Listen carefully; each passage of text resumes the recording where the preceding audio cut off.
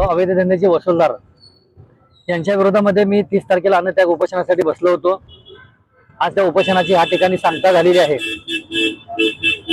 महाराष्ट्राचे विधानसभेचे विधिमंडळ नेते सन्माननीय जयंतराव पाटील साहेबांनी माझ्यासारख्या सर्वसामान्य कार्यकर्त्याची दखल त्यांनी विधिमंडळामध्ये त्यांनी मांडली।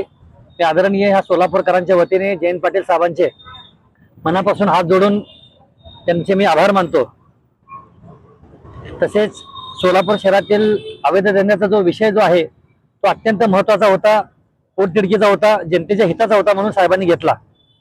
उपोषणच्या बाबतीमध्ये ज्या सगळ्या गोष्टी सविस्तर राज्य पातळीवर झाल्या, जयंत पाटील साहेबांनी सभागृहामध्ये आज या ठिकाणी प्रश्न मांडल्यानंतर त्यांचा मला दुपारी फोन आला की पोलीस प्रशासन तुझ्याकडे येईल, तुझे जे काही मुद्दे आहेत त्यांना लेखी स्वरूपामध्ये दे, ते पूर्ण करण्याची जबाबदारी मी मुंबईमध्ये बसून करून घेतो।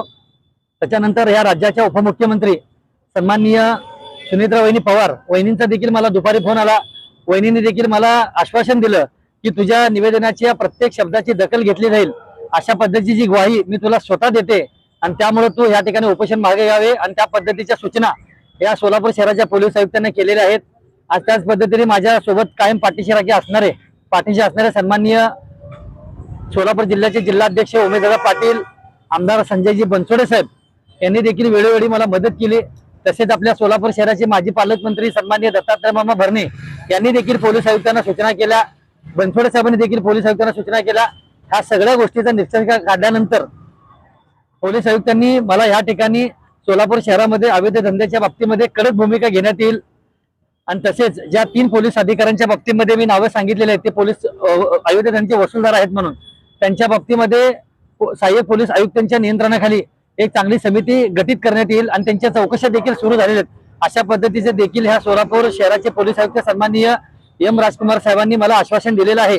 सगळ्यात महत्त्वाचा विषय असा आहे की सोलापूर शहराचे कर्तव्यदक्ष पोलीस आयुक्त एम राजकुमार साहेब, पोलीस उपायुक्त सन्माननीय प्रीतम यावलकर साहेब हे एक चांगले कर्तृत्ववान व चांगले अधिकारी आहेत। त्यांच्या वर्दीचा, त्यांच्या पदाचा मला अभिमान वाटतो, मला मान वाटतो, परंतु त्यांच्या खात्यामधील जी काही 3 पोलीस अधिकारी जे आहेत हे भ्रष्ट अधिकारी म्हणून या सोलापूर शहरामध्ये काम करतात।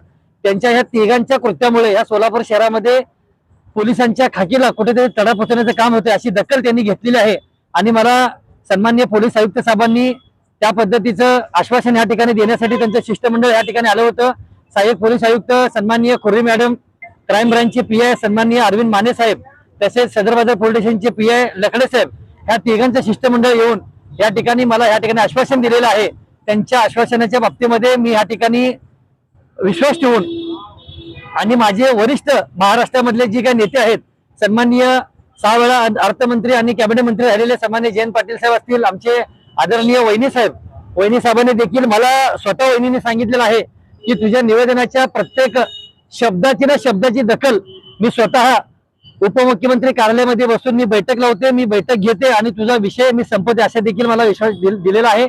आणि ह्या सोलापूरकरांच्या वतीने मी जयंत पाटील साहेबांचे विशेष आभार मानतो की त्यांनी ह्या सोलापूर जिल्ह्याच्या बाबतीमध्ये दखल घेतली आणि विधानसभेमध्ये स्थगन प्रस्ताव आणला आणि 2 वेळा विधानसभेमध्ये त्यांनी प्रस्ताव मांडून सोलापुरातल्या जनतेच्या मनातील जी काही खटखट होती, सोलापूर शहरातल्या जनतेच्या मनावर आणि त्यांच्या डोक्यावर जे काही दडपण होतं ती सोडवण्याचं काम जयंत पाटील साहेबांच्या माध्यमातून झालेलं आहे आणि हे पुढचं काम सन्माननीय आदरणीय वहिनी साहेबांच्या नेतृत्वामध्ये 100% यशस्वी होताना मला दिसेल, कारण की मला माझ्या ह्या सर्व नेत्यांवर मला विश्वास आहे। म्हणून मी त्यांच्या शब्दाचा मान ठेवून आज त्यांनी मला जे फोन केला, वहिनी साहेबांचा फोन आला, दत्ता मामेंचा मला फोन आला, बनसोडे साहेबांचा मला फोन आला, उमेशदादा पाटलांचा मला फोन आला, आता देखील मला जयंत पाटील साहेबांनी फोन लावला आणि दुसऱ्या फोनवर पोलीस आयुक्त देखील होते आणि ह्या पद्धतीचं बोलणं झाल्यानंतर मी माझ्या उपोषणाची या ठिकाणी सांगता केलेली आहे।